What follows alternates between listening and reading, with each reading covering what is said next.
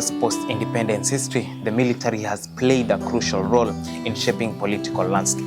From the 1960s to the 1980s, many African nations saw military coups as a response to weak governance, corruption, and economic mismanagement.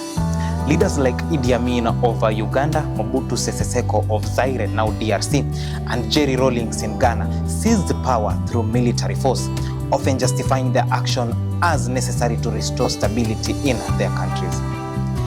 In many cases, military rule is seen as authoritarianism, with leaders overstaying their welcome, suppressing opposition, and centralizing power. However, some like Rawlings eventually transitioned to democratic governance. By the 1990s and early 2000s, democratic movements swept across Africa and reduced the prevalence of military regimes. Recently, Africa has seen a resurgence of military leadership, particularly in West Africa. Mali, Burkina Faso, Guinea, Niger, and Chad have all experienced coups. Many of these takeovers are fueled by frustrations with insecurity, weak civilian governments, and foreign influences. Some populations have even welcomed military rulers, seeing them as more decisive than their civil predecessors. This rise of military leadership raises critical questions. Are these leaders offering real solutions, or are they repeating the cycle of a dictatorship? And what does this mean for democracy in Africa? In the last few years, there has been a spate of military coups in Niger, Mali, Burkina Faso, Sudan, and Guinea. Military rule, a long dormant leadership in Africa, is back. With many seeing it as what could change Africa, others see it as a form of dictatorial government that will once impact this continent, as most of them will consolidate power. Some even pity countries that have undergone a military coup. In countries like Sudan, these coups have resulted in the full formation of a civil wars, whereas in Burkina Faso, it seems to be what they needed to build up their nation to the next level. In West Africa, the coup have become the order of the day. Soldiers have shaken the geopolitical order, pushing away France and United States, while drawing in the Russian Federation.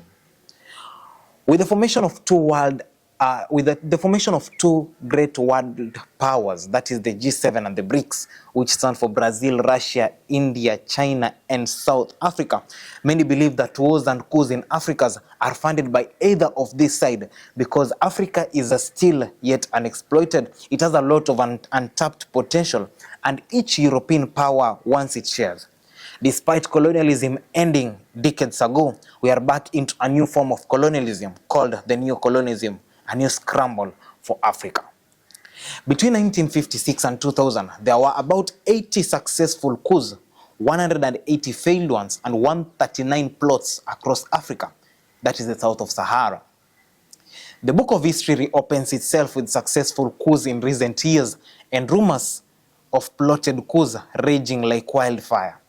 In Kenya, for example, the former Prime Minister and leader of opposition Raila Amolo Odinga hinted on saving Ruto's government from a potential or a planned military coup, an assumption that the Cabinet Secretary for Defense rooted as baseless, yet only to later say that there are fake generals in full army attire parading around and doing recruitments with the documents containing the seals of KDF.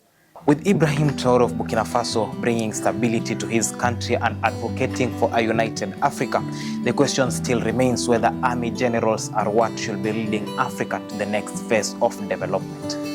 What do you see, or what's your take on this reign or the rise of African military regimes across Africa?